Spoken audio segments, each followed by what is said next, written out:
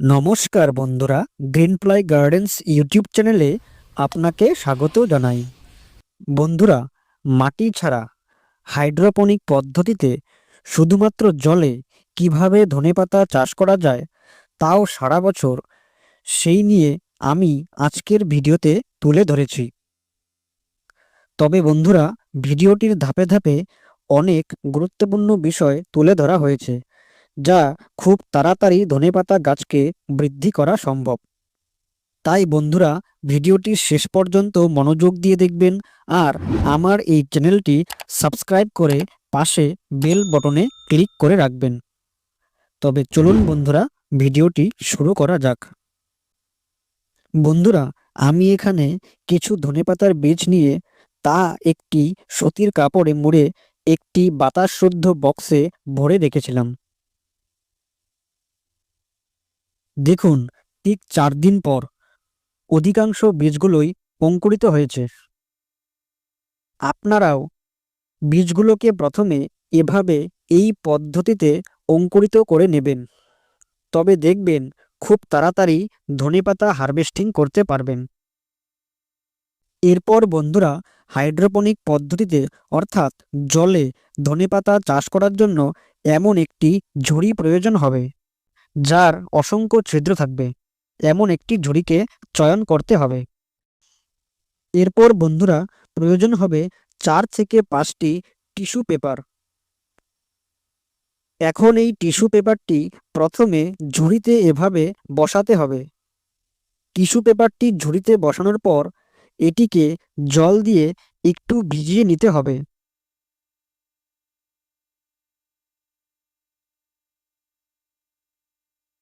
এখন বন্ধুরা, এর উপর দিয়ে দিতে হবে কোকোপিট। তবে কোকোপিটের বদলে এখানে কাঠের গুঁড়ো অথবা ধানের তুষের গুঁড়োকেও ব্যবহার করতে পারবেন। মোটামুটি 1 সেন্টিমিটারের উচ্চতার একটি লেয়ার এই কোকোপিট ব্যবহার করার পর এখানে এখন এটিকেও জল দিয়ে ভিজিয়ে দিতে হবে, কারণ আর্দ্রতা না থাকলে বীজগুলো কখনোই গ্রোথ বুস্ট হবে না। এখন এর উপরে সমগ্র বীজগুলো এভাবে ছড়িয়ে ছিটিয়ে দেবেন। ঘন হলেও কোনো ব্যাপার নেই, কারণ এখানে মোটামুটি 90% মতো বীজ থেকে ধনেপাতা হবে। বাকি 10% বীজ জার্মিনেশন হবে না। এরপর বন্ধুরা, অবশেষে এর উপর কয়েকটি টিস্যু পেপার দিয়ে ঢেকে দিয়ে জল ব্যবহার করতে হবে।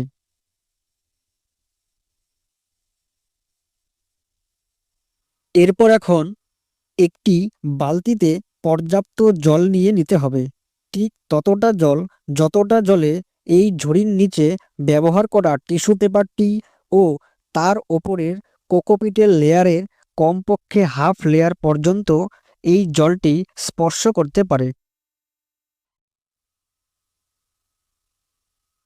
দেখুন, আমি ঠিক সেভাবে জল দিয়েছি। তবে লক্ষ্য রাখবেন, ঝুড়িতে ততটা জল ব্যবহার করা যাবে না যতটা জলে সরাসরি বীজগুলোকে স্পর্শ করে।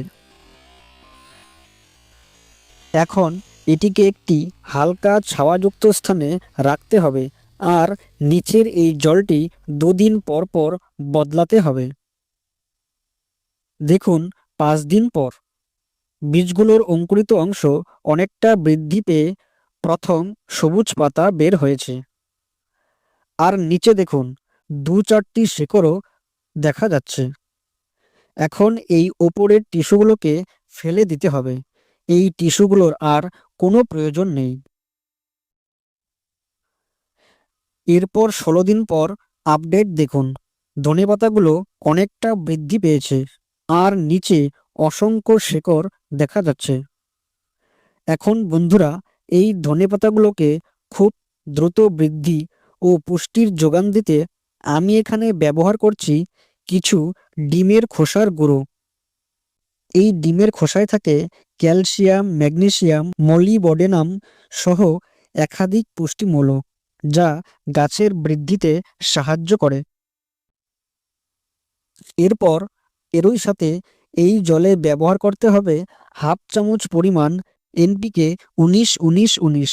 এটি উদ্ভিদের প্রয়োজনীয় এনপিকের চাহিদাকে মেইনটেন্স করে।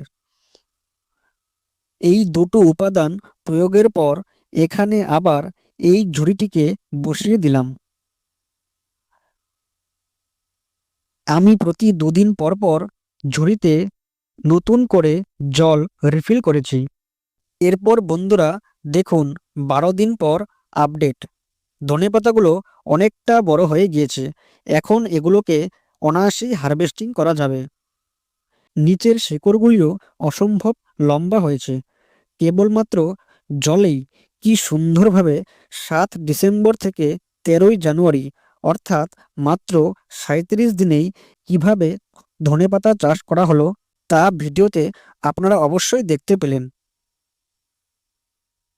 আমি সমগ্র ধনেপাতাগুলোকে এই ঝুড়ি থেকে কিভাবে আলতো করে খুলে নিচ্ছি তা দেখুন।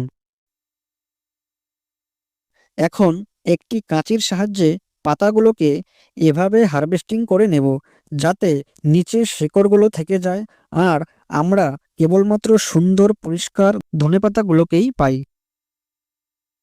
অথবা এই শেকড়ে থাকা কোকোপিটের এই অংশটিকে এভাবে গলিয়ে নেবেন।